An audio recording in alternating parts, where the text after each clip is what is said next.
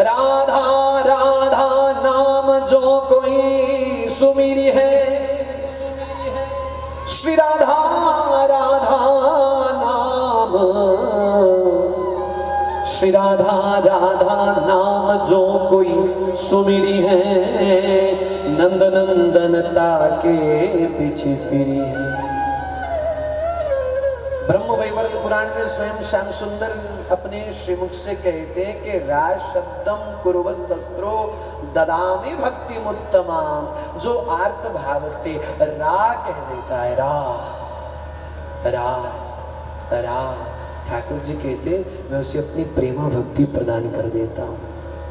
जो भाव से रा कह देता है, गोविंद कहते मैं उसके पीछे पीछे भागना शुरू कर देता हूँ। और जो भाव से आर्त भाव से कहता है राधा राधा राधा, ठाकुर कहते जो मुझे राधा नाम सुनाता है मैं उसका हाथ पकड़ करके उसे हृदय से लगा लेता हूँ, मैं उसे अपना बना लेता हूँ। ये राधा नाम हमारे ठाकुर जी को अत्यंत प्रिय है, अत्यंत प्रिय, अत्यंत प्रिय। राधा नाम, श्री राधा, श्री राधा, श्री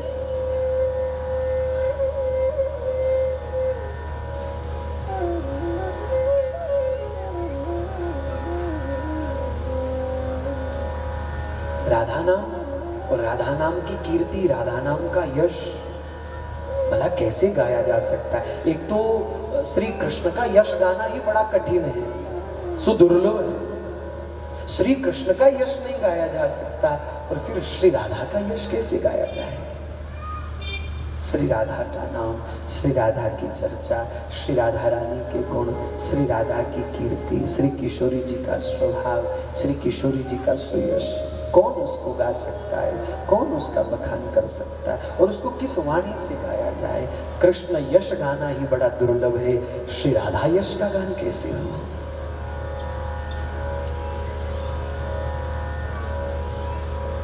श्री जी ने कृपा करके एक प्रेरणा मन को दी, आप सबसे साझा करो। साझा क्या करना है कि आप सबको एक छोटा सा भाव भरा निमंत्रण, भाव भरा छोटा सा भाव भरा निमंत्रण श्री वृंदावन धाम के कुंजों से।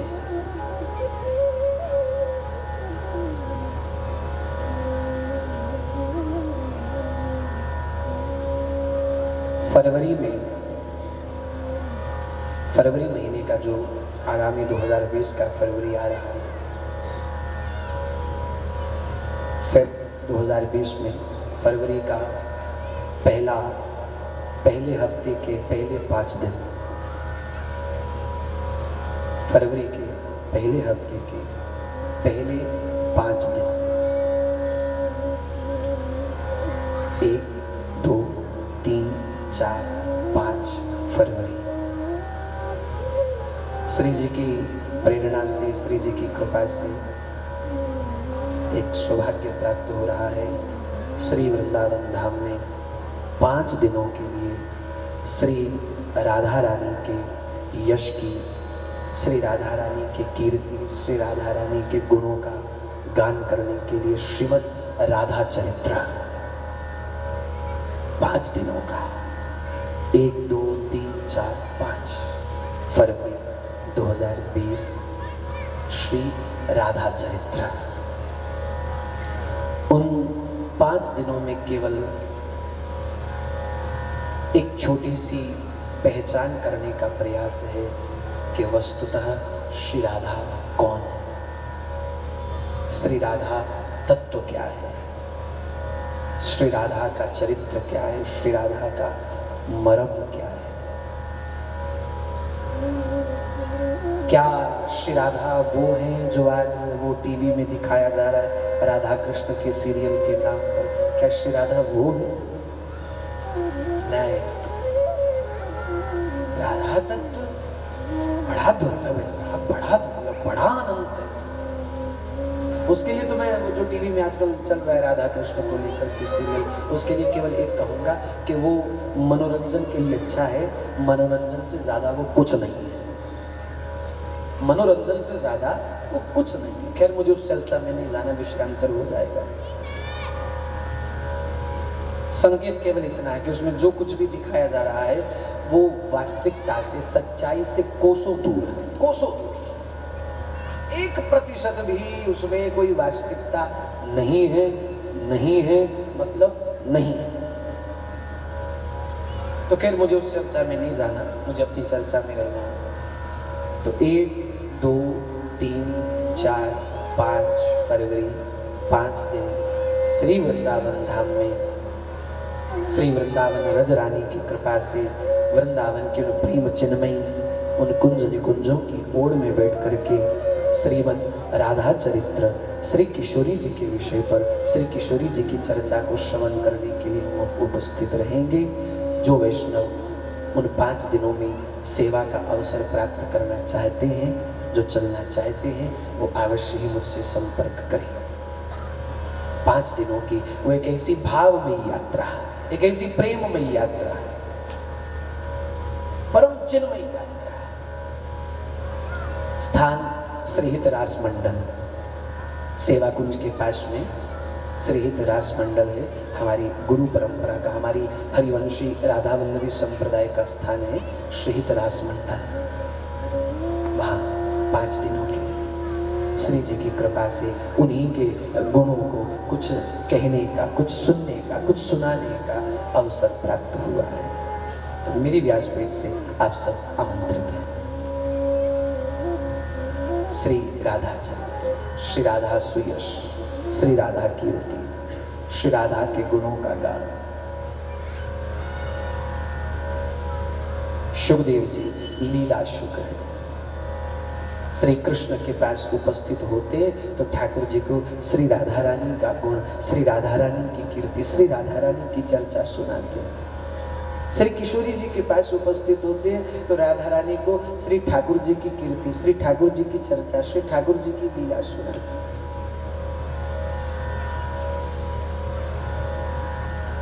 और श्री किशोरी जी की ही प्रेरणा पा करके श्री सुखदेव जी प्रकट हुए श्री व्यास पत्नी पिंगला के गर्भ से। एकदम वैरागी अवधूत महापुरुष। जैसे ही जन्म हुआ सुखदेव जी तुरंत घर छोड़ करके उसी समय चले गए, तुरंत उसी समय निकल गए।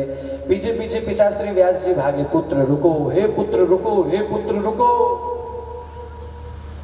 यं प्रव्रजन्तम् अनुपेतमपेत कृत्यं द्वैपायनो विरह कातरया जुहावा पुत्रेति तन्मयतया तरवौ अभिनेन्दुस्तं सर्वभूत हृदयं मुनिं मानतोऽस्मि।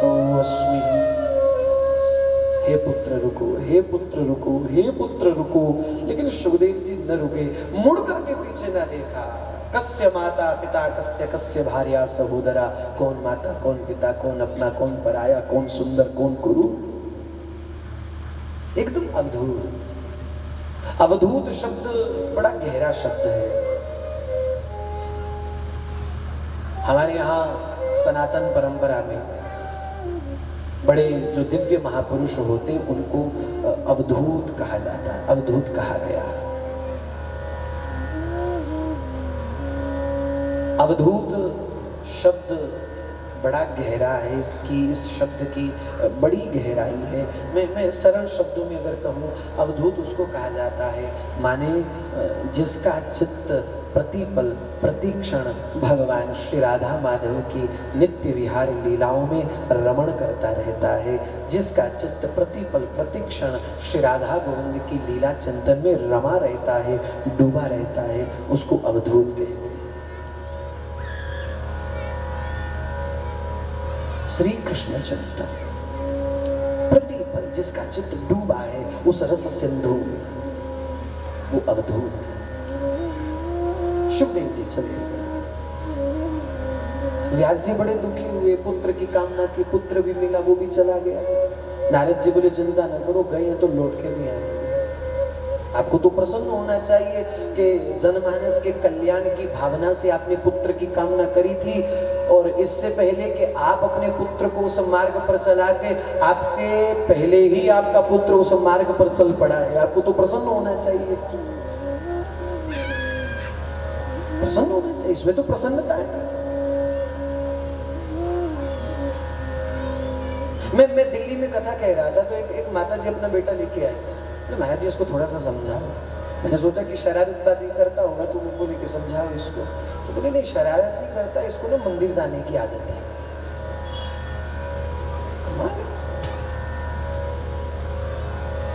मंदिर में जाते घंटों घंटों बैठा रहता माला लेकर के। इसको बोलो कितना समय नहीं जाया जाता मंदिर में, इसको बोलो कितना ज्यादा नहीं वो माला लेकर के राम राम करना चाहिए।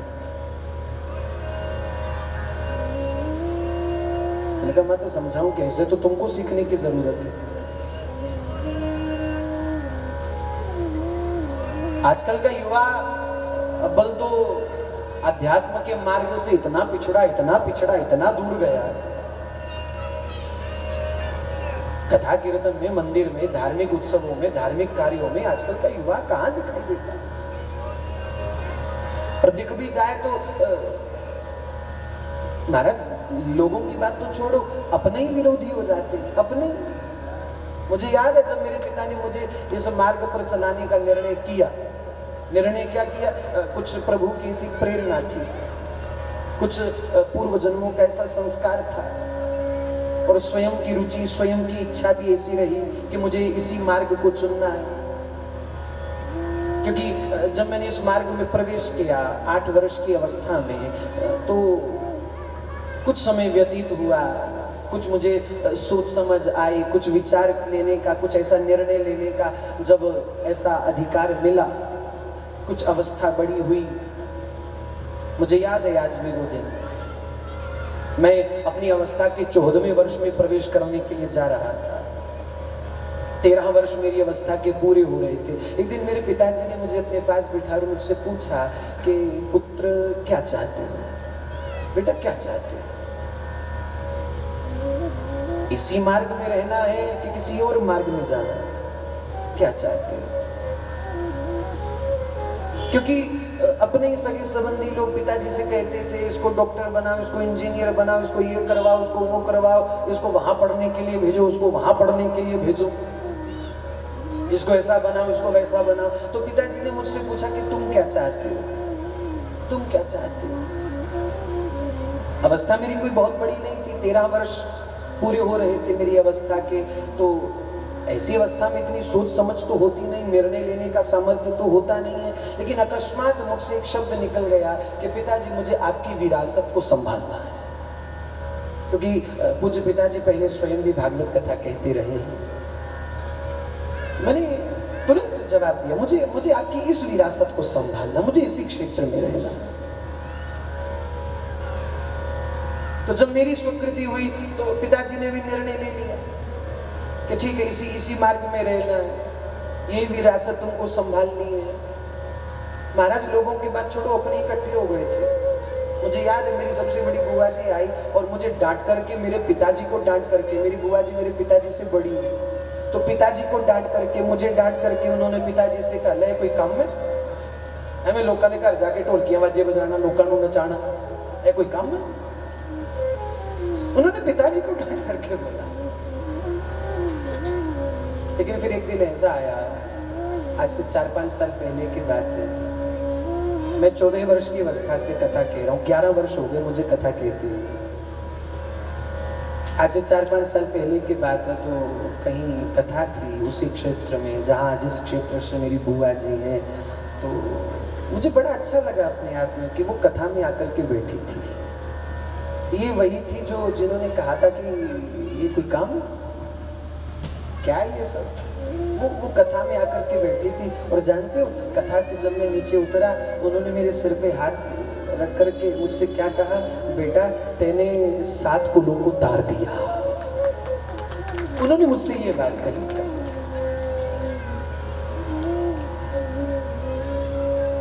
और कभी कभी मैं विचार करता हूँ, कभी कभी विचार आता है मन में कि माफ करना, मैं कोई तुलना नहीं कर रहा हूँ, कोई तुलनात्मक दृष्टि से ये बात नहीं कह रहा हूँ, लेकिन आपका बेटा डॉक्टर होगा, आपका बेटा इंजीनियर होगा, जी सदके बहुत बहुत आशीष।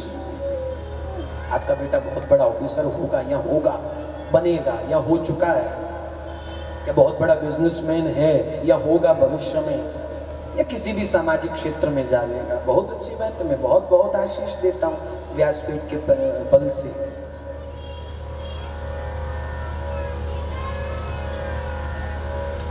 मैं डॉक्टर बन जाता, इंजीनियर बन जाता या कुछ और भी बन जाता, कुछ और भी।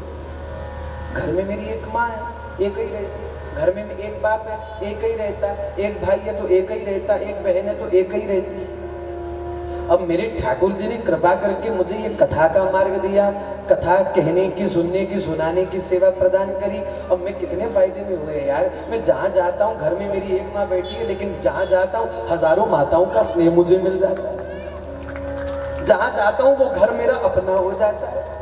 जहाँ जाता हूँ महाराज बैठे बिठाए थाली सज करके भोजन किया जाती है। जहाँ जाता हूँ लोग महाराज फूल माला लेकर के गले में डालने लग जाते हैं।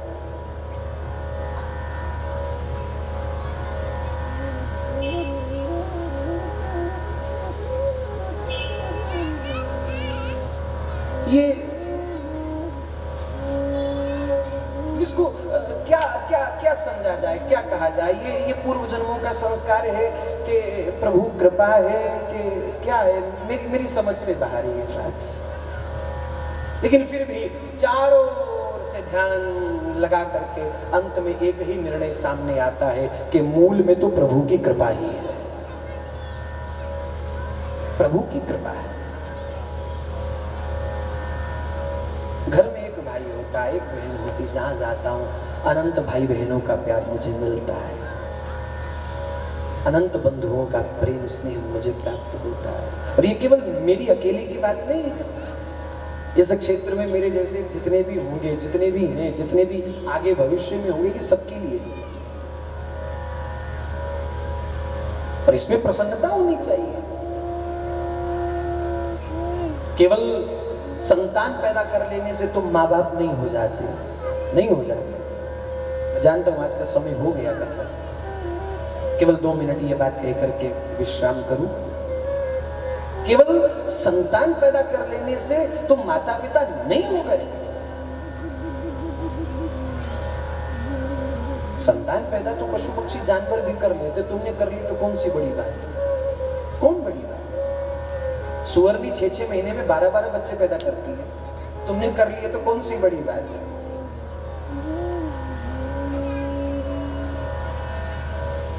तुलसी बाबा ने बड़ी बात को बड़ी गंभीरता से और बड़ी निर्भीकता से डंके की चोट पर कहा कि पुत्रवती जुवती जग सोई, रघुपति भगति जासु सुत हो। उसी स्त्री को इस संसार में मां कहलाने का अधिकार है जिस स्त्री की कोख से, जिस स्त्री के गर्भ से भगवत निष्ठ संतान का जन्म होता है, धर्मनिष्ठ संतान का जन्म होता है, किसी भागवत भक्त संतान का जन्म होता है। केवल बच्चा पैदा कर लेने से माता पिता नहीं हो गए। किसी भगवत निष्ठ संतान का जन्म हो, उस मां का गर्भ धन्य है। जननी जने तो भक्त जन कह दाता कह सूर, नहीं तो जननी बांझ बली काहे गवावे मुंह। ध्यान देना कि तुम्हारा 2 साल का छोटा सा बच्चा आईफोन चलाना तो जानता है, आईपैड चलाना तो जानता है। तुम्हारा 2 साल का बच्चा छुनछुने से नहीं खेलता, झुनझुने से नहीं खेलता। 2 साल के बच्चे को भी खेलने के लिए आईफोन चाहिए। 2 साल का छोटा सा बच्चा फोन चलाता है। वो देखो बेटे, प्रत्यक्ष प्रमाण सामने है। मुझे लगता है 2 साल से भी छोटा होगा ये, 1 साल का, डेढ़ साल का बात।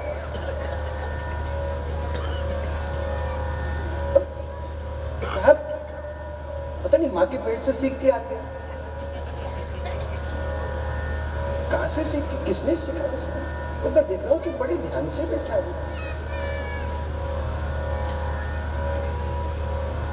तो मैं निवेदन कर रहा हूं आपसे कि तुम्हारा एक 2 साल का बच्चा आईफोन चलाना तो जानता, आईपैड चलाना तो जानता, लेकिन कहीं ऐसा ना हो कि तुम्हारा 20 साल का नौजवान बेटा किसी संत को प्रणाम करना ना जानता, किसी को प्रणाम कैसे किया जाता है, तुम्हारा 20 साल का नौजवान बालक ये न जानता हो, कहीं ऐसा ना हो जाए। ऐसा ध्यान देना, बड़ी बड़ी आवश्यकता है आज इस ओर ध्यान देने की, आप सबके द्वारा बहुत आवश्यकता है, बहुत।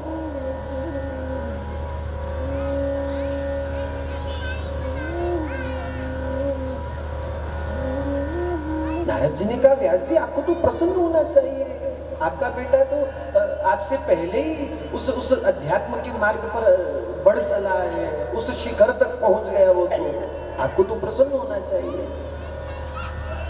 का फिर भी कुछ समय मेरे पास रहता, कुछ मैं उसको निर्देश देता, कुछ अनुशासन देता तो अच्छा था। का चिंता मत करो, आ जाएंगे वापिस।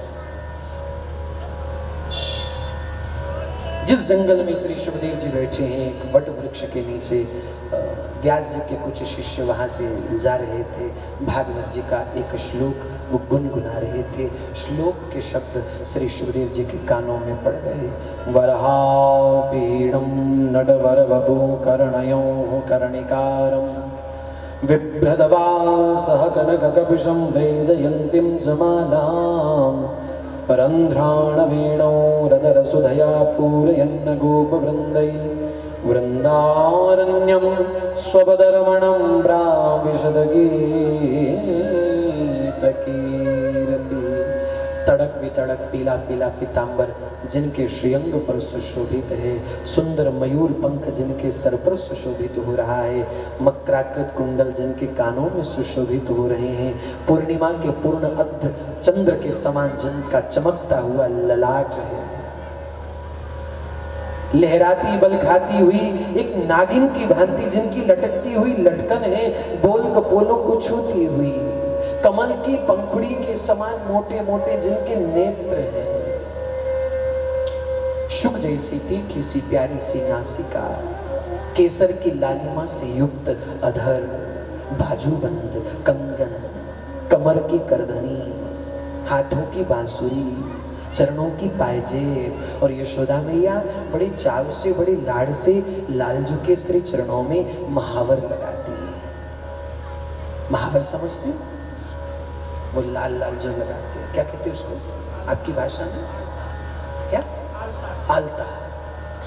यशोदा मैया बड़े लाड़ से बड़े चाव से श्याम सुंदर के छोटे छोटे प्यारे प्यारे चरणों में चारों ओर से सुंदर महावर लगाती है, सजाती है।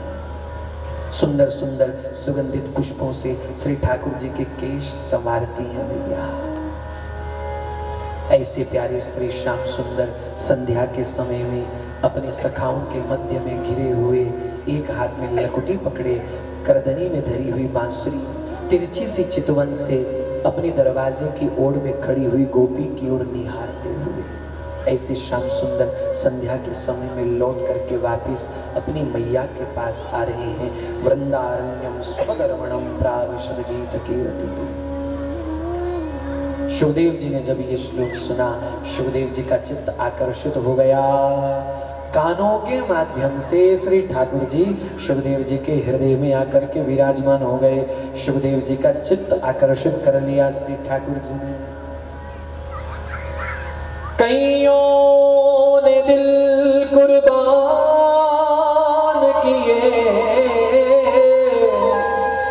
कईयों ने तन मनवारा, तुम कितने सुंदर होंगे श्याम, जब इतना सुंदर नाम तुम्हारा। मुझे स्मरण आता है जब काबुल का रहने वाला वो पठान रसखान एक हिंदू बनिया की दुकान पर सामान लेने के लिए पहुंचा। हिंदू बनिया की दुकान थी, बनिया ने वो सामान थैले में रखा। खान साहब सौदा तैयार है, लेकिन रसखान की नजरें कहीं अटकी हुई थी। कहाँ? उस बनिया की दुकान की दीवार पर श्री ठाकुर जी का बड़ा सुंदर एक चित्रपट टंगा हुआ था, बड़ा प्यारा। रसखान एकटक होकर के श्री ठाकुर जी के चित्र की ओर निहार रहे हैं। दुकानदार ने हिलाया, खान साहब कहाँ खो गए? सौदा तैयार है। रसखान ने यार कहा, यार सोना तो बाद में लूंगा, पहले ये बता ये फोटो किसकी लगा रखी है? तेरा बेटा है, बड़ा प्यारा है। दुकानदार बोला नहीं नहीं खान साहब, ये मेरा बेटा नहीं है, ये हम हिंदुओं का खुदा है, हम हिंदुओं का भगवान है श्री कृष्ण, ये हम हिंदुओं के भगवान हैं श्री कृष्ण।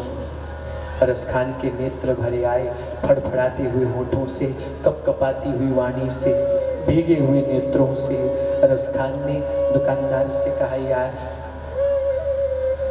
ये तेरा खुदा है, ये तुम्हारा खुदा है? आज तो ये ना कहना कि मैंने तेरे खुदा को नजर लगा दी, लेकिन कसम खुदा की आज पहली बार देखा कि खुदा भी इतना खूबसूरत होता है। पहली बार देखा कि खुदा भी इतना खूबसूरत, आकर्षित, आकर्षयति ही कृष्ण। कृष्ण माने जो चित्त को आकर्षित कर ले, वो कृष्ण है। किसको छोड़ा इसने? रसखान को लूटा, बेगम हमीदा हबीदा को लूटा। अरब की धरती पर रहने वाली दोनों, बेगम हमीदा हबीदा। इसने मल्लिकाए हिंदुस्तान मुमताज बेगम को लूटा, इसने रसखान को लूटा।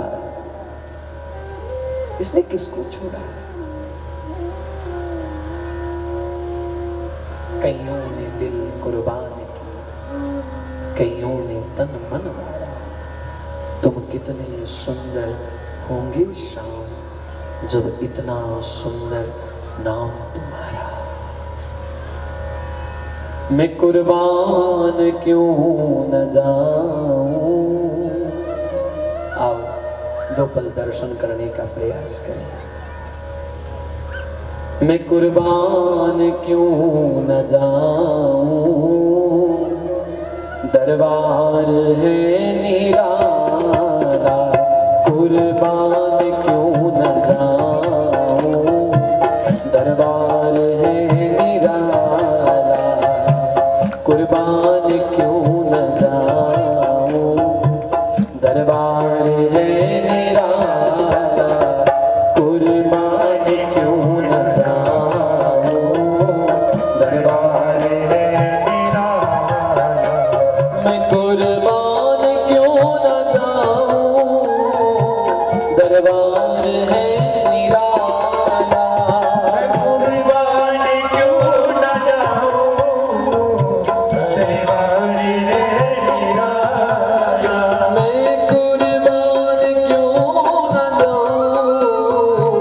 दरबार है निराला।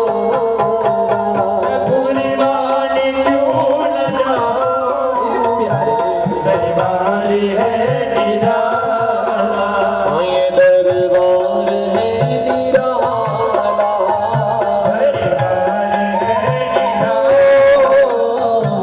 दरबार है निराला।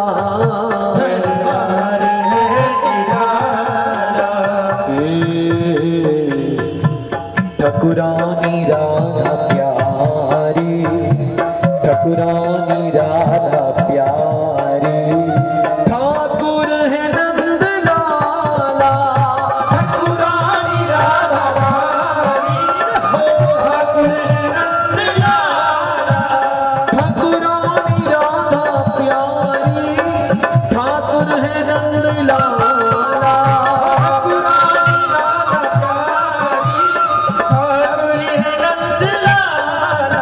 मैं कुर्बान क्यों न जाऊं, दरबार है निराला। कुर्बान क्यों न जाऊं, दरबार है निराला। ये दरबार है निराला, दरबार है निराला। दरबार है निराला, दरबार है निराला। अजी ठकुरानी राधा प्यारी, ठकुरानी राधा प्यारी। ठाकुर है नंद लाला, ठकुरानी राधा प्यारी। ठाकुर है नंद लाला।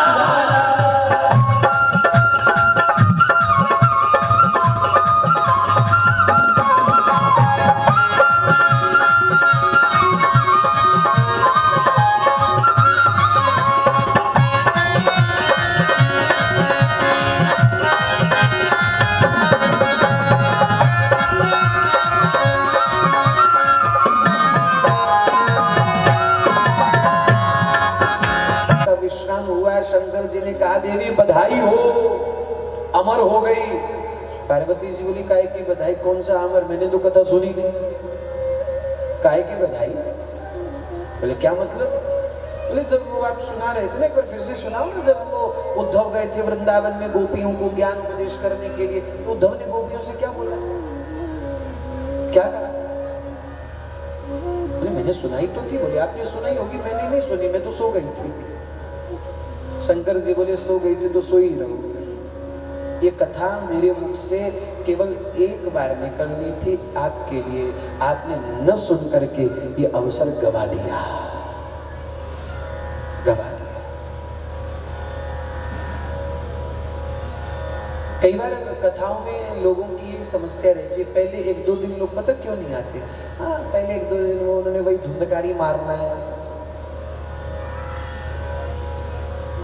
वही तोते की कहानी सुनानी है, शंकर जी भागेंगे, तोता उड़ेगा, वही सुनानी है। तीसरे चौथे दिन भी चलेंगे, रौनक बढ़िया जब लगेगी, कृष्ण जन्म होगा, उत्सव होंगे, बधाइयां बजेगी, तब चले। कई लोगों के मन में यही धारणा होती है साहब, तभी पहले 1-2 दिन में आप हर जगह देखो, महाराज कथा में, भागवत कथा में पहले 1-2 दिन में लोगों की उपस्थिति कोई बहुत ज्यादा नहीं होती।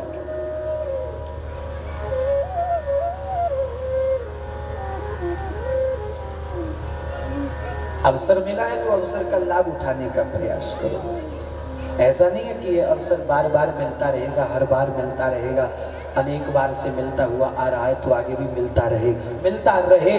मैं मंगल कामना करता हूँ श्री ठाकुर जी के चरणों में आप सभी के लिए। लेकिन अब मिला है, फिर मिले ना मिले वो तो राम जाने, लेकिन अब मिला है अवसर तो पूरा लाभ उठाओ, अवसर का लाभ उठाओ। प्रभु मैं तो सो गई थी। शंकर जी ने देखा शुक बैठा कथा सुन रहा है, चोरी से कथा सुनी। शुकदेव को मारने के लिए शंकर जी भागे, शुक वहां से उड़े, उड़ते उड़ते चले गए। कुछ दूरी पर देविका नदी, उस देविका नदी के तट पर उस तत्कालीन समय में श्री व्यास जी कुटिया बना करके निवास करते थे। शुकदेव जी कुटिया के भीतर गए, कुटिया के भीतर व्यास पत्नी श्री पिंगला, उनको नींद आई, जम्भाई लेने के लिए मुख खोला, मुख क्या खुला, शुक मुख के माध्यम से गर्भ में प्रवेश कर गए। व्यास पत्नी पिंगला गर्भावस्था को प्राप्त हुई। शंकर जी आए, दरवाजे पर खड़े होकर के बोले व्यास जी, ओ व्यास जी बाहर आओ जल्दी। व्यास जी अरे प्रभु आप, अरे अरे प्रभु पधारिए पधारिए। अरे नहीं मुझे नहीं आना, अंदर चोर घुसा, उसको बाहर निकालो। कौन चोर, कैसा चोर, कहाँ का चोर? कहा भी अभी मेरे मुख से चोरी से उसने अमर कथा सुनी है, मैं तो पार्वती को सुनाने के लिए बैठा था, उसने चोरी से कथा सुनी, उस कथा चोर को बाहर निकालो जो अभी अभी तुम्हारी कुटिया में गया। व्यास जी मुस्कुराए, कहा प्रभु कौन सी कथा? बोले अमर कथा। अच्छा प्रभु वो चोर अगर बाहर आ जाए तो आप उसको मारोगे? बोले हाँ बिल्कुल, जीवित नहीं छोड़ूंगा, चोरी से कथा सुनी है। कहा प्रभु सच में आप कितने भोले भाले हैं, जब ही भक्तों ने आपका नाम भोले बाबा रखा है। प्रभु क्यों भूल गए? जिसने आपके श्रीमुख से अमर कथा को सुन लिया, क्या वो अब मर सकता है? प्रभु वो तो अमर हो गए, उसे तो आप भी नहीं मार सकते। करे लो जी, ये तो मैंने सोचा ही नहीं। हरि कृपा, हरि इच्छा जान करके शंकर जी पार्वती जी को लेकर के वापिस कैलाश चले गए। शुकदेव जी 12 वर्षों तक अपनी माता के गर्भ में पलते रहे, जन्म नहीं लिया। देवता प्रकट हुए, शुकदेव जी जन्म लीजिए। शुकदेव जी कहते नहीं, मैं जन्म लेकर के संसार में नहीं आऊँगा। संसार की माया बड़ी विचित्र है, बड़ी बलवान है। जीव माया में उलझ करके प्रभु को भूल जाता है और मैं अपने प्रभु का विस्मरण नहीं करना चाहता, मैं जन्म नहीं लूंगा। माया की उलझन में उलझ करके जीव प्रभु को भूल जाता है। मैं नहीं उलझना चाहता, मैं स्वतंत्र हूं, स्वतंत्र रह करके प्रभु का स्मरण करता रहूंगा, लेकिन मैं जन्म लेकर के संसार में नहीं आऊंगा। तब श्री कृष्ण प्रकट हुए, शुभ जन्म लीजिए। क्या प्रभु आपकी माया, मैं वादा करता हूं मेरी माया का आपके ऊपर कोई प्रभाव नहीं होगा, कोई प्रभाव नहीं होगा। शुकदेव जी कहते नहीं ठाकुर मुझे आपकी बात पे भरोसा नहीं, अभी तो आप कह रहे हो कि आ जाओ, मेरी माया का आपके ऊपर कोई असर नहीं होगा, बाद में आप मुकर जाओ, क्या भरोसा आपकी जुबान का, आप तो छलिया हो। मैं आपकी बात पे भरोसा नहीं कर सकता। कहा कैसे भरोसा करोगे? बोले भरोसा होगा जब मेरी किशोरी जी मुझसे आकर के कहेंगी। तत्काल श्री किशोरी राधा रानी प्रकट होती हैं और श्री किशोरी जी ने सुखदेव जी को आज्ञा दी। श्री जी की आज्ञा पाकर के सुखदेव जी पधारे। किशोरी जी ने सुखदेव जी को वचन दिया है, पुत्र है सुख, मैं आपको वचन देती हूँ कि प्रभु की माया आपके ऊपर कभी भी अपना प्रभाव नहीं दिखाएगी, मैं वचन देती हूँ। श्री जी की जब आज्ञा हुई, किशोरी जी की आज्ञा पाकर के सुखदेव जी ने जन्म लिया। और किशोरी जी की आज्ञा तो सुखदेव जी टाल नहीं सकते थे। क्यों? क्योंकि श्री सुखदेव जी श्री किशोरी जी के प्रिय सुख हैं, ये लीला सुख है। स्वयं नित्य गौलोक धाम में श्री किशोरी जी अपने हाथों से श्री सुखदेव जी का श्रृंगार करती हैं, अपने शीश की चंद्रिका सुखदेव जी के मस्तक पर लगाती है। ये लीला सुख है, लीला पात्र है। श्याम सुंदर के पास जाते हैं सुखदेव जी तो ठाकुर जी को राधा नाम सुनाते हैं, और यही सुख जब श्री राधा के पास आते हैं तो श्री किशोरी जी को कृष्ण नाम सुनाते हैं।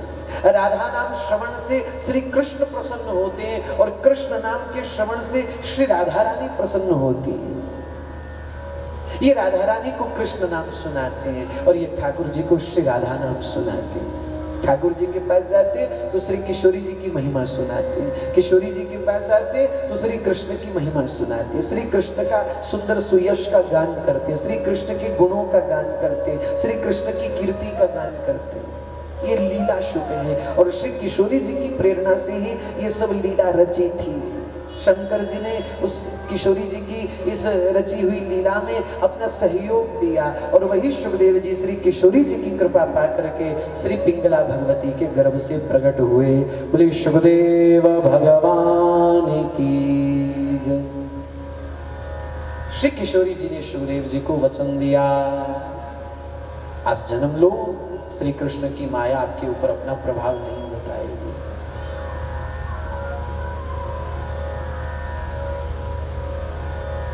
एक बार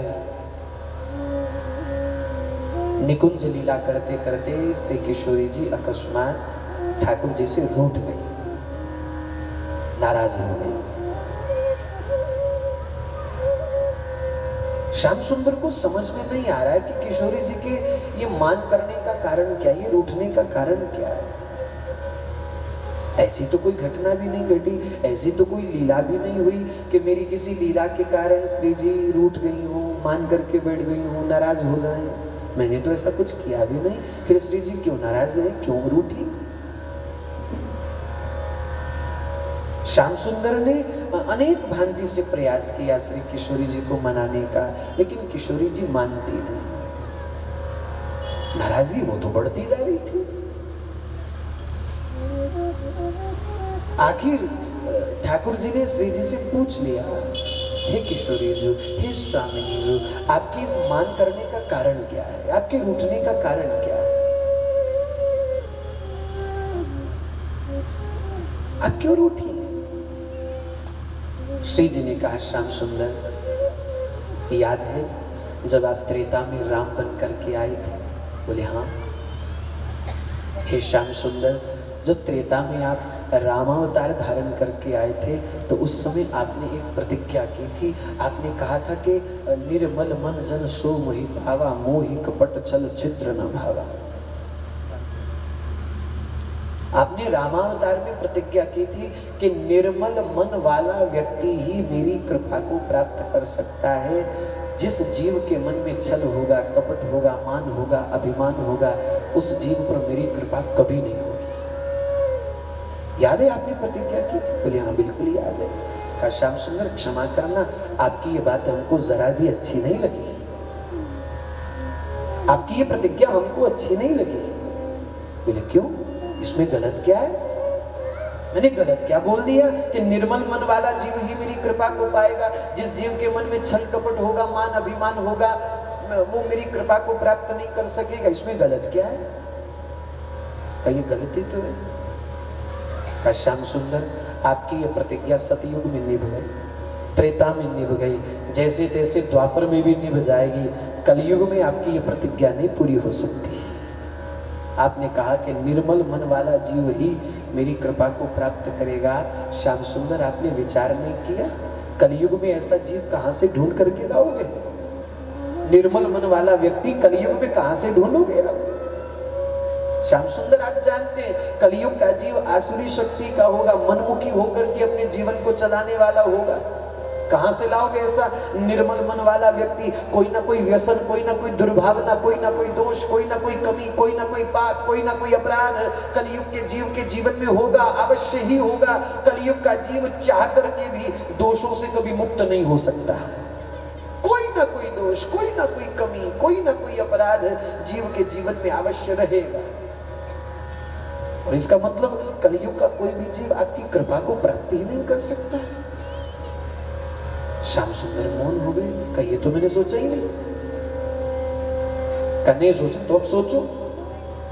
कहा किशोरी जी, प्रतिज्ञा अगर मैंने कृष्ण अवतार में ली होती तो तोड़ देता, मैंने तो प्रतिज्ञा राम अवतार में ली थी, मैं तोड़ नहीं सकता। रघुकुल रीति सदा चली आई, प्राण जाय पर वचन न जाए। ये मैं प्रतिज्ञा तोड़ तो नहीं सकता। ये मैंने कानून बना दिया तो बना दिया, इसको मैं तोड़ा नहीं, इसको तो तोड़ा नहीं जा सकता। श्री जी ने कहा श्याम सुंदर, कानून तोड़ा नहीं जा सकता तो कानून में संशोधन तो किया जा सकता है, उसमें कुछ बदलाव तो किया जा सकता है। बोले हाँ बिल्कुल बदलाव हो सकता है। तब श्याम सुंदर ने किशोरी जी की आज्ञा से अपने इस नियम में, अपनी इस मर्यादा में थोड़ा सा बदलाव कर दिया। हे किशोरी जी, मैं आपके चरणों को साक्षी मान करके ये दूसरी प्रतिज्ञा करता हूँ, आपके चरणों की सुगंध खा करके कहता हूँ कि कलयुग का जीव जैसा कैसा भी होगा, पापी होगा, दुर्गुणों से भरा हुआ होगा, अवगुणों से भरा हुआ होगा, दोष अपराध से भरा हुआ होगा, कलयुग का जीव जैसा तैसा भी होगा, लेकिन कलयुग का जीव यदि आपके चरणों का आश्रय लेकर के और मुझसे आर्त भाव से श्री राधा श्री राधा श्री राधा नाम गाता हुआ मेरे पास आएगा तो हे लाडली, मैं वादा करता हूं कि राधा नाम गाने वाले उस रसिक वैष्णव के जीवन के मैं गुण अवगुणों को कभी नहीं देखूंगा। उसके प्रत्येक अवगुण को विसार करके मैं उस पर कृपा करूंगा, मैं उस पर दया करूंगा। जो राधा नाम का आश्रय लेकर के, जो राधा चरणों का आश्रय लेकर के आएगा, मैं उसके अवगुणों को विसार दूंगा, मैं उस पर कृपा करूंगा, मैं उसे अपना बनाऊंगा।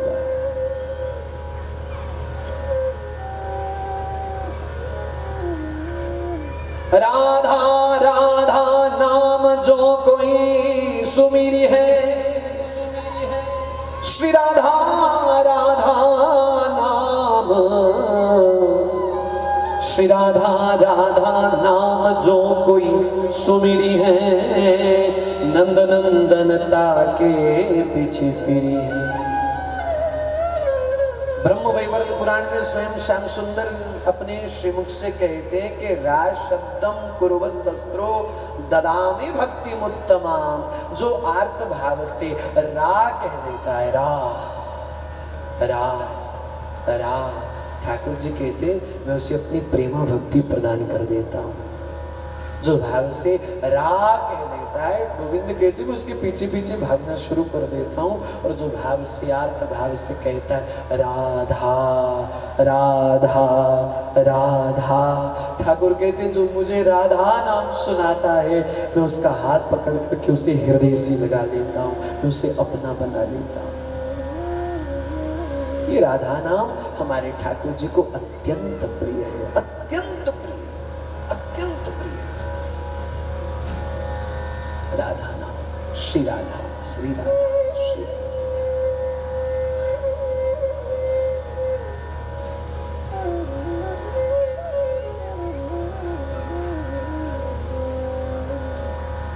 राधा नाम और राधा नाम की कीर्ति, राधा नाम का यश भला कैसे गाया जा सकता है? एक तो श्री कृष्ण का यश गाना ही बड़ा कठिन है, सुदुर्लभ है। श्री कृष्ण का यश नहीं गाया जा सकता, और फिर श्री राधा का यश कैसे गाया जाए? श्री राधा का नाम, श्री राधा की चर्चा, श्री राधा रानी के गुण, श्री राधा की कीर्ति, श्री किशोरी जी का स्वभाव, श्री किशोरी जी का सुयश, कौन उसको गा सकता है, कौन उसका बखान कर सकता है, और उसको किस वाणी से गाया जाए। कृष्ण यश गाना ही बड़ा दुर्लभ है, श्री राधा यश का गान कैसे हो।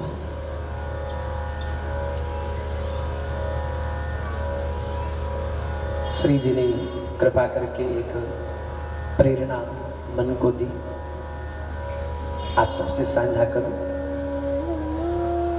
साझा क्या करना है कि आप सबको एक छोटा सा भाव भरा निमंत्रण, छोटा सा भाव भरा निमंत्रण श्री वृंदावन धाम के कुंजों से।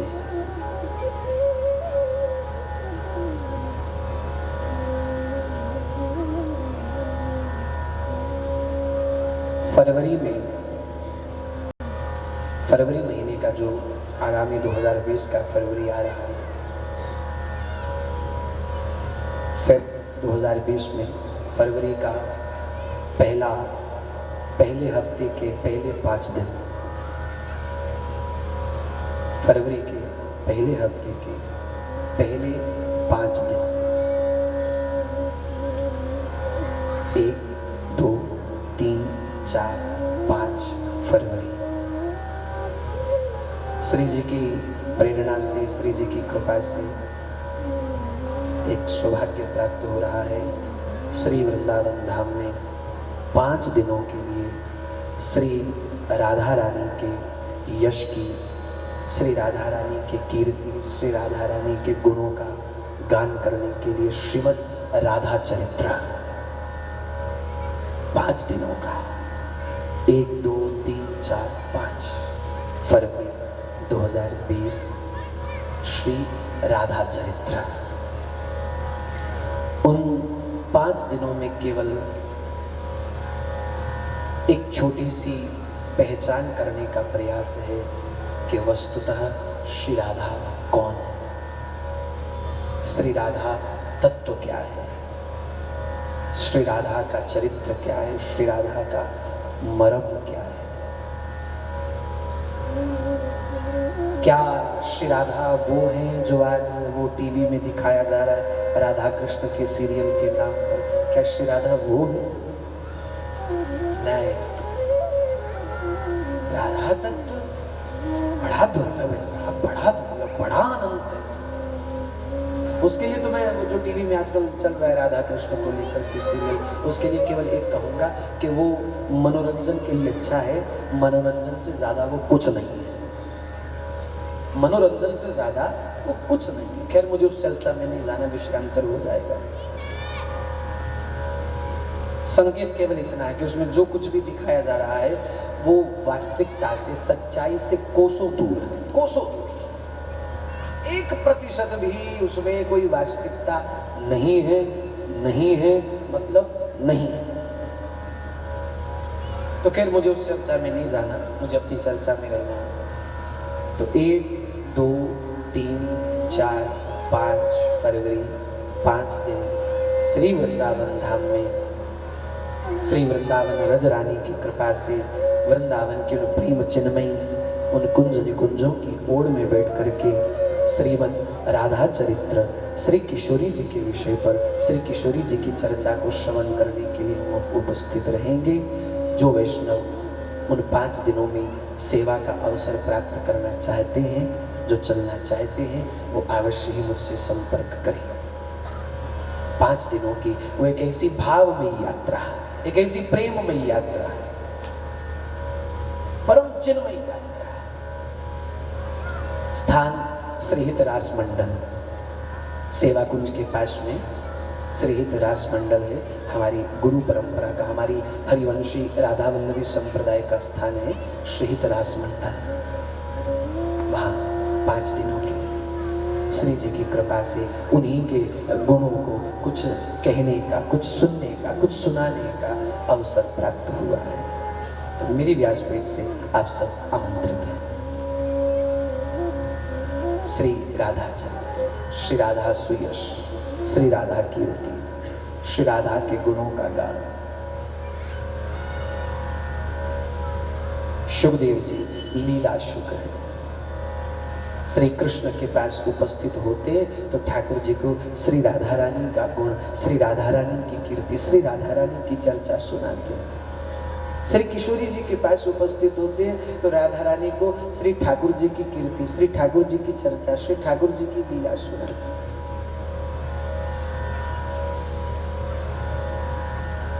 और श्री किशोरी जी की ही प्रेरणा पा करके श्री सुखदेव जी प्रकट हुए श्री व्यास पत्नी पिंगला के गर्भ से। एकदम वैरागी अवधूत महापुरुष। जैसे ही जन्म हुआ सुखदेव जी तुरंत घर छोड़ करके उसी समय चले गए, तुरंत उसी समय निकल गए। पीछे पीछे पिता श्री व्यास जी भागे, पुत्र रुको, हे पुत्र रुको, हे पुत्र रुको। यं प्रव्रजन्तम् अनुपेतमपेत कृत्यं द्वैपायनो विरहकातरया जुहाव पुत्रेति तन्मयतया तरवौ अभिनेन्दुस्तं सर्वभूतहृदयं मुनिं मानतोऽस्मि। हे पुत्र रुको, हे पुत्र रुको, हे पुत्र रुको। लेकिन सुखदेव जी न रुके, मुड़ करके पीछे न देखा। कस्य माता पिता कस्य कस्य भार्या सहोदरा, कौन माता कौन पिता, कौन अपना कौन पराया, कौन सुंदर कौन गुरु। एकदम अवधूत। अवधूत शब्द बड़ा गहरा शब्द है। हमारे यहाँ सनातन परंपरा में बड़े जो दिव्य महापुरुष होते उनको अवधूत कहा जाता है, अवधूत कहा गया। अवधूत शब्द बड़ा गहरा है, इस शब्द की बड़ी गहराई है। मैं सरल शब्दों में अगर कहूँ, अवधूत उसको कहा जाता है माने जिसका चित्त प्रतिपल प्रतिक्षण भगवान श्री राधा माधव की नित्य विहार लीलाओं में रमण करता रहता है, जिसका चित्त प्रतिपल प्रतिक्षण श्री राधा गोविंद की लीला चिंतन में रमा रहता है, डूबा रहता है, उसको अवधूत कहते हैं। श्री कृष्ण चिंतन प्रतिपल जिसका चित्त डूबा है उस रस सिंधु में, वो अवधूत। सुखदेव जी चले गए। व्यास जी बड़े दुखी हुए, पुत्र की कामना थी, पुत्र भी मिला, वो भी चला गया। नारद जी बोले चिंता न करो, गए हैं तो लौट के भी आएंगे। आपको तो प्रसन्न होना चाहिए कि जनमानस के कल्याण की भावना से आपने पुत्र की कामना करी थी, और इससे पहले कि आप अपने पुत्र को उस मार्ग पर चलाते, आपसे पहले ही आपका पुत्र उस मार्ग पर चल पड़ा है। आपको तो प्रसन्न होना चाहिए, प्रसन्न होना चाहिए, इसमें तो प्रसन्नता है।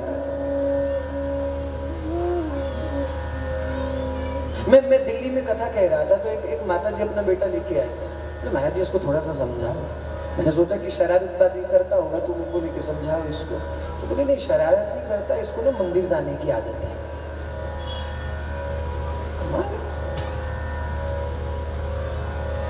मंदिर में जाता घंटों घंटों बैठा रहता माला लेकर के। इसको बोलो कितना समय नहीं जाया जाता मंदिर में, इसको बोलो कितना ज्यादा नहीं वो माला लेकर के राम राम करना चाहिए। मैंने कहा मैं तो समझाऊं कैसे, तो तुमको सीखने की जरूरत है। आजकल का युवा बल तो अध्यात्म के मार्ग से इतना पिछड़ा, इतना पिछड़ा, इतना दूर गया है। कथा कीर्तन में, मंदिर में, धार्मिक उत्सवों में, धार्मिक कार्यों में आजकल का युवा कहां दिखाई देता है। और दिख भी जाए तो महाराज लोगों की बात तो छोड़ो, अपने ही विरोधी हो जाते हैं। अपने, मुझे याद है जब मेरे पिता ने मुझे इस मार्ग पर चलाने का निर्णय किया, निर्णय क्या किया, कुछ प्रभु की ऐसी प्रेरणा थी, कुछ पूर्व जन्मों का ऐसा संस्कार था, और स्वयं की रुचि, स्वयं की इच्छा भी ऐसी रही कि मुझे इसी मार्ग को चुनना है। क्योंकि जब मैंने इस मार्ग में प्रवेश किया 8 वर्ष की अवस्था में, तो कुछ समय व्यतीत हुआ, कुछ मुझे सोच समझ आई, कुछ विचार लेने का, कुछ ऐसा निर्णय लेने का जब ऐसा अधिकार मिला, कुछ अवस्था बड़ी हुई। मुझे याद है आज भी वो दिन, मैं अपनी अवस्था के 14वें वर्ष में प्रवेश करने के लिए जा रहा था। 13 वर्ष मेरी अवस्था के पूरे हो रहे थे। एक दिन मेरे पिताजी ने मुझे अपने पास बिठा कर मुझसे पूछा कि पुत्र क्या चाहते हो, बेटा क्या चाहते हो, इसी मार्ग में रहना है कि किसी और मार्ग में जाना है, क्या चाहते हो? क्योंकि अपने ही सगे संबंधी लोग पिताजी से कहते थे इसको डॉक्टर बनाओ, इसको इंजीनियर बनाओ, इसको ये करवाओ, उसको वो करवाओ, इसको वहां पढ़ने के लिए भेजो, उसको वहां पढ़ने के लिए भेजो, इसको ऐसा बनाओ, इसको वैसा बनाओ। तो पिताजी ने मुझसे पूछा कि तुम क्या चाहते हो, तुम क्या चाहते हो? अवस्था मेरी कोई बहुत बड़ी नहीं थी, 13 वर्ष पूरे हो रहे थे मेरी अवस्था के। तो ऐसी अवस्था में इतनी सोच समझ तो होती नहीं, निर्णय लेने का सामर्थ्य तो होता नहीं है। लेकिन अकस्मात मुझसे एक शब्द निकल गया कि पिताजी मुझे आपकी विरासत को संभालना है। क्योंकि पूज्य पिताजी पहले स्वयं भी भागवत कथा कहते रहे हैं। मैंने तुरंत जवाब दिया, मुझे आपकी इस विरासत को संभालना, मुझे इसी क्षेत्र में रहना। तो जब मेरी स्वीकृति हुई तो पिताजी ने भी निर्णय ले लिया कि ठीक है, इसी मार्ग में रहना है, यही विरासत तुमको संभालनी है। महाराज लोगों की बात छोड़ो, अपने इकट्ठे हो गए थे। मुझे याद है मेरी सबसे बड़ी बुआ जी आई और मुझे डांट करके, मेरे पिताजी को डांट करके, मेरी बुआ जी मेरे पिताजी से बड़ी हुई, तो पिताजी को डांट करके, मुझे डांट करके उन्होंने पिताजी से कहा ले कोई काम में हमें लोगों के घर जाके ढोलकियां बाजे बजाना, लोगों को नचाना है कोई काम में? उन्होंने पिताजी को डांट करके बोला।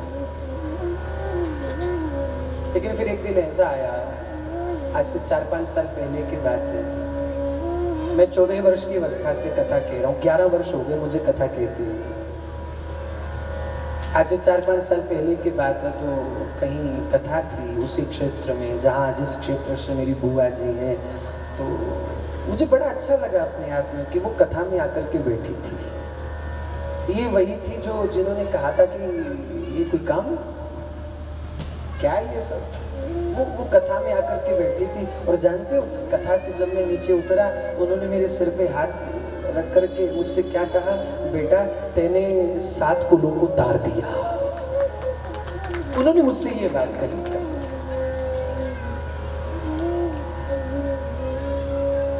और कभी कभी मैं विचार करता हूँ, कभी कभी विचार आता है मन में कि माफ करना, मैं कोई तुलना नहीं कर रहा हूँ, कोई तुलनात्मक दृष्टि से ये बात नहीं कह रहा हूँ, लेकिन आपका बेटा डॉक्टर होगा, आपका बेटा इंजीनियर होगा, जी सदके बहुत बहुत आशीष। आपका बेटा बहुत बड़ा ऑफिसर होगा या होगा, बनेगा या हो चुका है, या बहुत बड़ा बिजनेसमैन है या होगा भविष्य में, या किसी भी सामाजिक क्षेत्र में जा लेगा, बहुत अच्छी बात है। मैं बहुत बहुत आशीष देता हूँ व्यासपीठ के बल से।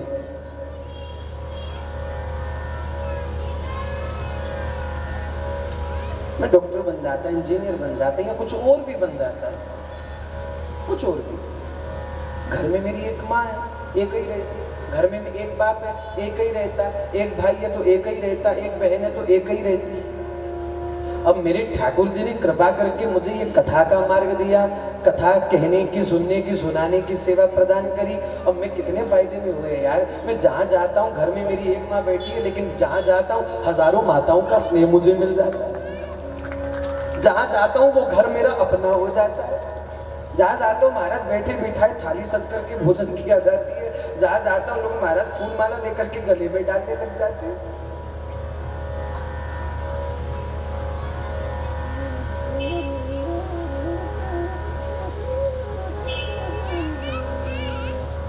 ये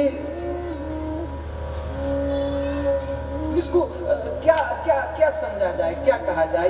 ये पूर्व जन्मों का संस्कार है कि प्रभु कृपा है कि क्या है? मेरी समझ से बाहर है ये बात। लेकिन फिर भी चारों ओर से ध्यान लगा करके अंत में एक ही निर्णय सामने आता है कि मूल में तो प्रभु की कृपा ही है, प्रभु की कृपा है।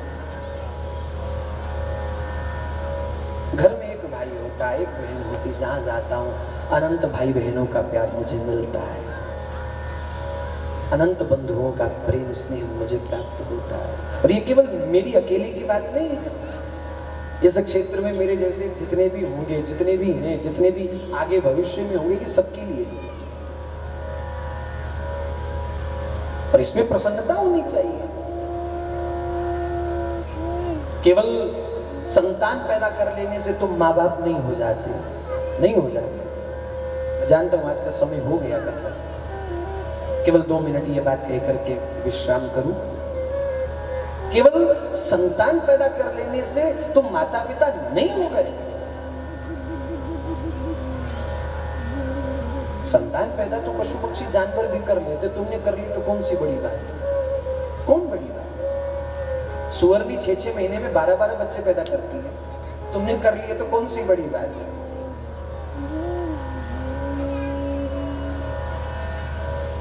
तुलसी बाबा ने बड़ी बात को बड़ी गंभीरता से और बड़ी निर्भीकता से डंके की चोट पर कहा कि पुत्रवती जुवती जग सोई, रघुपति भगति जासु सुत हो। उसी स्त्री को इस संसार में मां कहलाने का अधिकार है जिस स्त्री की कोख से, जिस स्त्री के गर्भ से भगवत निष्ठ संतान का जन्म होता है, धर्मनिष्ठ संतान का जन्म होता है, किसी भागवत भक्त संतान का जन्म होता है। केवल बच्चा पैदा कर लेने से माता पिता नहीं हो गए। किसी भगवत निष्ठ संतान का जन्म हो, उस मां का गर्भ धन्य है। जननी जने तो भक्त जन कै दाता कै सूर, नहीं तो जनी बांझ बली काहे गवावे मुंह। ध्यान देना कि तुम्हारा 2 साल का छोटा सा बच्चा आईफोन चलाना तो जानता है, आईपैड चलाना तो जानता है। तुम्हारा 2 साल का बच्चा आज छुनछुने से नहीं खेलता है, झुनझुने से नहीं खेलता है। 2 साल के बच्चे को भी खेलने के लिए आईफोन चाहिए। 2 साल का छोटा सा बच्चा फोन चलाता है। वो देखो बेटे, प्रत्यक्ष प्रमाण सामने है। मुझे लगता है 2 साल से भी छोटा होगा ये, 1 साल का, डेढ़ साल का बात।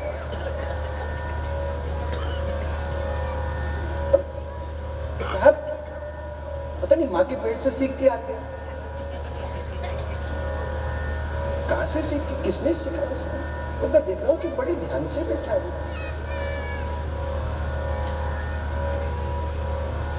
तो मैं निवेदन कर रहा हूं आपसे कि तुम्हारा एक 2 साल का बच्चा आईफोन चलाना तो जानता, आईपैड चलाना तो जानता, लेकिन कहीं ऐसा ना हो कि तुम्हारा 20 साल का नौजवान बेटा किसी संत को प्रणाम करना ना जानता,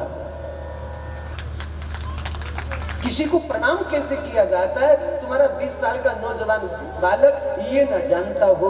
कहीं ऐसा ना हो जाए, ऐसा ध्यान देना।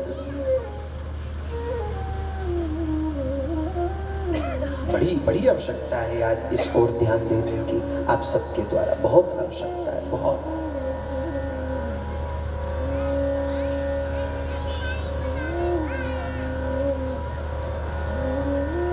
नारद जी ने कहा, व्यास जी आपको तो प्रसन्न होना चाहिए, आपका बेटा तो आपसे पहले ही उस अध्यात्म के मार्ग पर बढ़ चला है, उस शिखर तक पहुंच गया, वो तो आपको तो प्रसन्न होना चाहिए। का फिर भी कुछ समय मेरे पास रहता, कुछ मैं उसको निर्देश देता, कुछ अनुशासन देता तो अच्छा था। का चिंता मत करो, आ जाएंगे वापिस। जिस जंगल में श्री सुखदेव जी बैठे हैं, वट वृक्ष के नीचे, व्यास जी के कुछ शिष्य वहां से जा रहे थे। भागवत जी का एक श्लोक वो गुनगुना रहे थे। श्लोक के शब्द श्री सुखदेव जी के कानों में पड़ गए। वरहापीडं नटवर वपु कर्णयों कर्णिकारं बिभ्रदवासः कनककपिशं वैजयन्तीं जमालां रन्ध्राण वेणो रदरसुधया पूरयन्न गोपवृन्दै वृन्दारण्यं स्वपदरमणं प्राविशदगीतकीरति।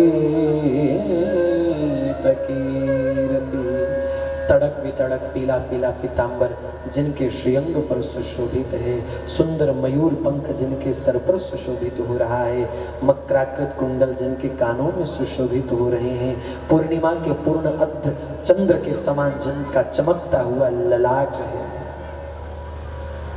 लहराती बल खाती हुई एक नागिन की भांति जिनकी लटकती हुई लटकन है, बोल कपोलों को छूती हुई, कमल की पंखुड़ी के समान मोटे मोटे जिनके नेत्र हैं, शुक जैसी तीखी सी प्यारी सी नासिका, केसर की लालिमा से युक्त अधर, बाजूबंद कंगन, कमर की करधनी, हाथों की बांसुरी, चरणों की पायजेब, और यशोदा मैया बड़े चाव से बड़े लाड़ से लालजू के श्री चरणों में महावर लगाती है। महावर समझते हो? वो लाल लाल जो लगाते हैं, क्या कहते हैं उसको आपकी भाषा में? क्या? आलता। यशोदा मैया बड़े लाड़ से बड़े चाव से श्याम सुंदर के छोटे छोटे प्यारे प्यारे चरणों में चारों ओर से सुंदर महावर लगाती है, सजाती है। सुंदर सुंदर सुगंधित पुष्पों से श्री ठाकुर जी के केश संवारती हैं मैया। ऐसे प्यारे श्री श्याम सुंदर संध्या के समय में अपने सखाओं के मध्य में घिरे हुए, एक हाथ में लकुटी पकड़े, करदनी में धरी हुई बांसुरी, तिरछी सी चितवन से अपने दरवाजे की ओर में खड़ी हुई गोपी की ओर निहारते हुए, ऐसे श्याम सुंदर संध्या के समय में लौट करके वापिस अपनी मैया के पास आ रहे हैं। वृंदारण्यम स्वगरमणम प्राविशद गीत कीर्तितु। शुभदेव जी ने जब ये श्लोक सुना, शुभदेव जी का चित्त आकर्षित हो गया। कानों के माध्यम से श्री ठाकुर जी शुभदेव जी के हृदय में आकर के विराजमान हो गए। शुभदेव जी का चित्त आकर्षित कर लिया श्री ठाकुर जी ने। कईयों ने दिल कुर्बान किए, कईयों ने तन मनवारा, तुम कितने सुंदर होंगे श्याम, जब इतना सुंदर नाम तुम्हारा। मुझे स्मरण आता है जब काबुल का रहने वाला वो पठान रसखान एक हिंदू बनिया की दुकान पर सामान लेने के लिए पहुंचा। हिंदू बनिया की दुकान थी, बनिया ने वो सामान थैले में रखा। खान साहब सौदा तैयार है, लेकिन रसखान की नजरें कहीं अटकी हुई थी। कहां? उस बनिया की दुकान की दीवार पर श्री ठाकुर जी का बड़ा सुंदर एक चित्रपट टंगा हुआ था, बड़ा प्यारा। रसखान एकटक होकर के श्री ठाकुर जी के चित्र की ओर निहार रहे हैं। दुकानदार ने हिलाया, खान साहब कहाँ खो गए? सौदा तैयार। रसखान ने यार कहा, यार सौदा तो बाद में लूंगा, पहले ये बता, ये फोटो किसकी लगा रखी है? तेरा बेटा है, बड़ा प्यारा है। दुकानदार बोला, नहीं नहीं खान साहब, ये मेरा बेटा नहीं है, ये हम हिंदुओं का खुदा है, हम हिंदुओं का भगवान है श्री कृष्ण, ये हम हिंदुओं के भगवान हैं श्री कृष्ण। रसखान के नेत्र भरे आए, फड़फड़ाते हुए होठों से, कपकपाती हुई वाणी से, भीगे हुए नेत्रों से रसखान ने दुकानदार से कहा, यार ये तेरा खुदा है, ये तुम्हारा खुदा है। तो ये ना कहना कि मैंने तेरे खुदा को नजर लगा दी, लेकिन कसम खुदा की आज पहली बार देखा कि खुदा भी इतना खूबसूरत होता है। पहली बार देखा कि खुदा भी इतना खूबसूरत। आकर्षित आकर्षयति ही कृष्ण। कृष्ण माने जो चित्त को आकर्षित कर ले, वो कृष्ण है। किसको छोड़ा इसने? रसखान को लूटा, बेगम हमीदा हबीदा को लूटा। अरब की धरती पर रहने वाली दोनों, बेगम हमीदा हबीदा। इसने मल्लिकाए हिंदुस्तान मुमताज बेगम को लूटा, इसने रसखान को लूटा। इसने किसको छोड़ा? कईयों ने दिल कुर्बान की, कईयों ने तन मन वारा, तुम कितने सुंदर होंगे श्याम, जब इतना सुंदर नाम तुम्हारा। मैं कुर्बान क्यों न जाऊं। आओ दो पल दर्शन करने का प्रयास करें। मैं कुर्बान क्यों न जाऊं, दरबार है निराला, कुर्बान क्यों न जाऊं, दरबार है निराला,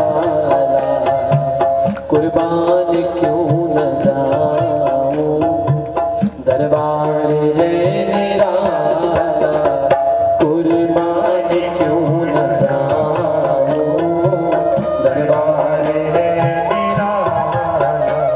मैं कुर्बान क्यों न जाऊं, दरबार है निराला। मैं कुर्बान क्यों न जाऊं, दरबार है निराला। मैं कुर्बान क्यों न जाऊं, दरबार है निराला। कुर्बान क्यों न जाऊं, दरबार है निराला। ये दरबार है निराला, दरबार है निराला,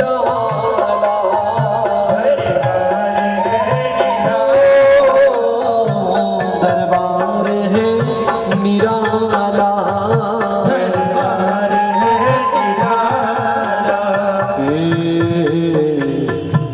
ठकुरानी राधा प्यारी, ठकुरानी राधा प्यारी, ठाकुर है नंद लाला, ठकुरानी राधा प्यारी, ठाकुर है नंद लाला, ठकुरानी राधा प्यारी, ठाकुर है नंद लाला, ठकुरानी राधा प्यारी, ठाकुर है नंद लाला। मैं कुर्बान क्यों न जाऊं, दरबार है निराला। कुर्बान क्यों न जाऊं, दरबार है निराला। ये दरबार है निराला, दरबार है निराला, दरबार है निराला, दरबार है निराला। अजी ठकुरानी राधा प्यारी, ठकुरानी राधा प्यारी, ठाकुर है नंद लाला, ठकुरानी राधा प्यारी, ठाकुर है नंद लाला।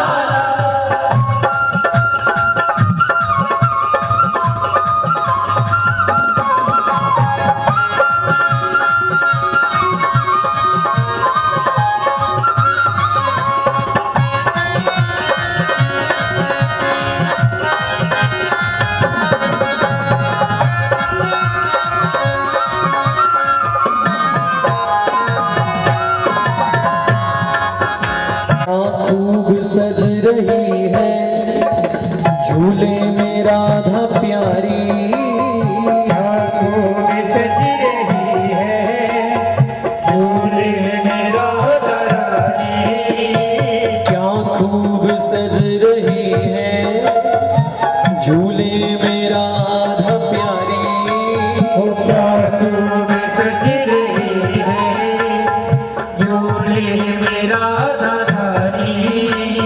क्या खूब सज रही है झूले में राधा प्यारी, क्या खूब सज रही है झूले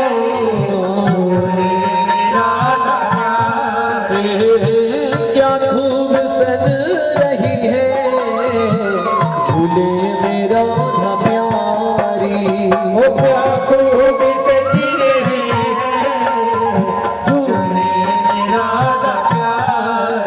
आज झूला झूला रहे,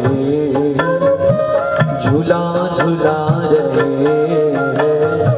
मस्ती से नंद लाला, झूला झूला रहे, मस्ती से नंद लाला, झूला झूला रहे, मस्ती से नंद लाला, झूला झूला रहे, सखियों के संग दोनों रास रचा रहे हैं। सखियों के संग दोनों रास रचा रहे हैं। सखियों के संग दोनों रास रचा रहे हैं। सखियों के संग दोनों रास रचा रहे हैं। सखियों के संग दोनों रास रचा रहे हैं। सखियों के संग दोनों रास रचा रहे हैं। इस ओर राधा रानी, इस ओर राधा रानी, इस ओर नंद लाला। इस ओर राधा रानी, ये प्यारी जी इस ओर नंद लाला। मैं कुर्बान क्यों न जाऊं, दरबार है निराला। कुर्बान क्यों न जाऊं, दरबार है निराला। ओ बांके की छवि है बात भी उनकी बाकी। बांके की छवि है बाकी, चितवन भी उनकी बाकी। ओ बांके की छवि बाकी, चितवन भी उनकी बाकी। बांके की छवि है बाकी, चितवन भी उनकी बाकी। बांके की छवि है बाकी, चितवन भी उनकी बाकी। बांके की छवि है बाकी। चितवन भी उनकी बाकी। हाँ, सिर पे मुकुट है बांका, सिर पे मुकुट है बांका। बांका है नंद लाला।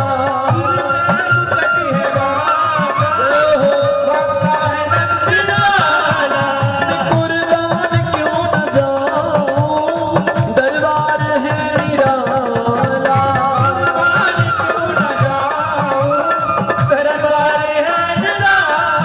राधा राधा, श्री राधा राधा।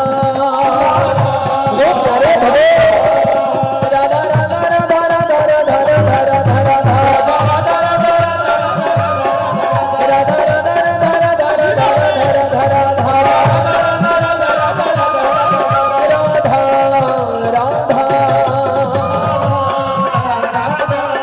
श्री राधा राधा। श्री राधा राधा राधा राधा राधा राधा राधा। राधा राधा राधा राधा राधा राधा राधा राधा। राधा राधा, श्री राधा राधा। श्री राधा राधा,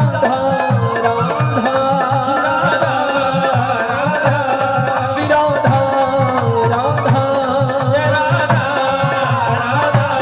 श्री राधा राधा। जय जय श्री राधे, जय जय श्री राधे, जय जय श्री राधे। राधा गोविंद भगवान। सुखदेव जी वापिस श्री पिता व्यास जी के चरणों में उपस्थित हुए और पिता श्री व्यास जी का आश्रय पाकर के सुखदेव जी बहुत अल्प समय में श्री भागवत जी के मर्मज्ञ ज्ञाता हुए। भागवत श्रवण करते करते सुखदेव जी स्वयं भागवत रूप हो गए। अब इंतजार है उस योग्य श्रोता का जिसको निमित्त बना करके मैं भागवत का उपदेश करूंगा। श्री सुखदेव जी की प्रतीक्षा कर्मयोगी सम्राट राजा परीक्षित पर जाकर के समाप्त हुई।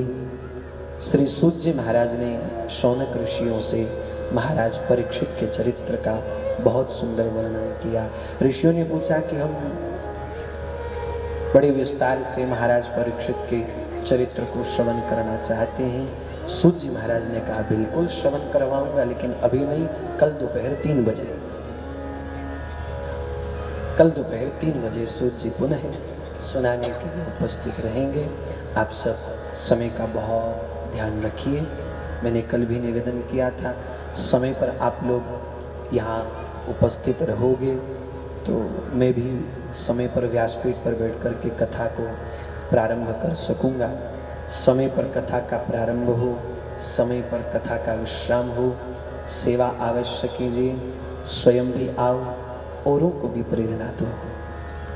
आपके द्वारा, आपके निमित्त से कोई दूसरा व्यक्ति भी इस मंगलमयी कथा को, चर्चा को, भगवत चर्चा को श्रवण करे तो आपके द्वारा किसी दूसरे के कानों में भी भगवत चर्चा पड़ जाए तो आपके लिए तो ये अनंत अनंत गुना अधिक फलदायी होगा।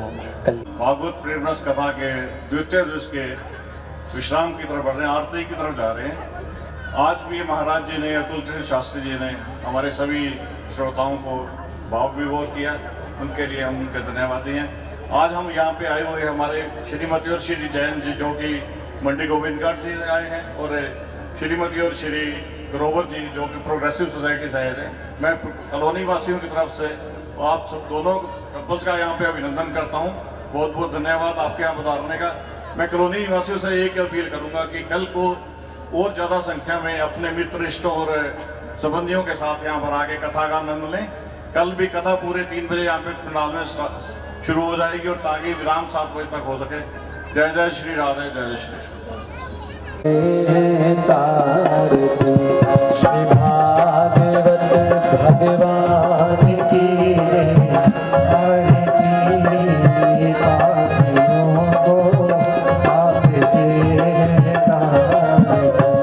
ये अमर ग्रंथ, ये मोक्ति पंथ, ये पंचम वेद निराला है।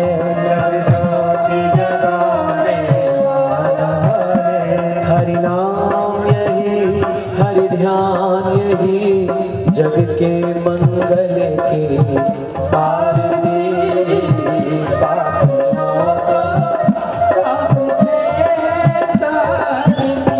श्री भागवत भगवान की आरती। पापियों को पाप से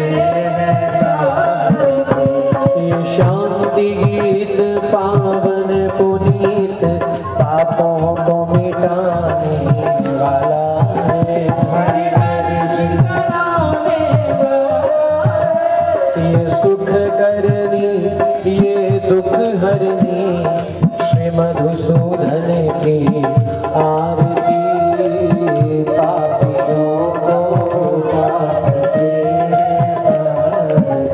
श्री भागवत भगवान की आरती।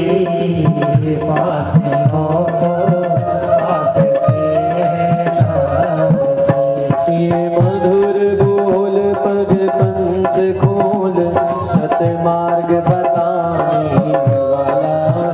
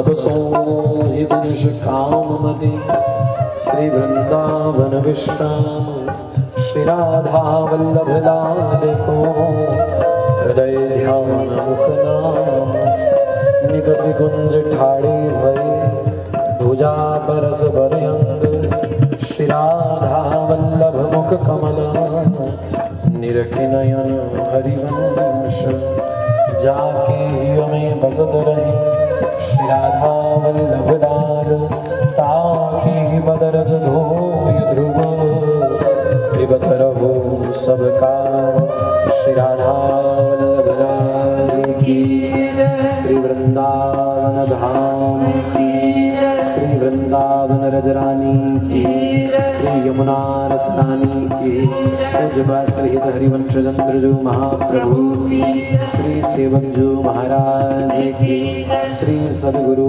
चरणारविंद की समस्त संगन हरिभक्तन की श्री भागवत भगवान की श्री गौ माता की जय जय श्री राम जय जय श्री राम।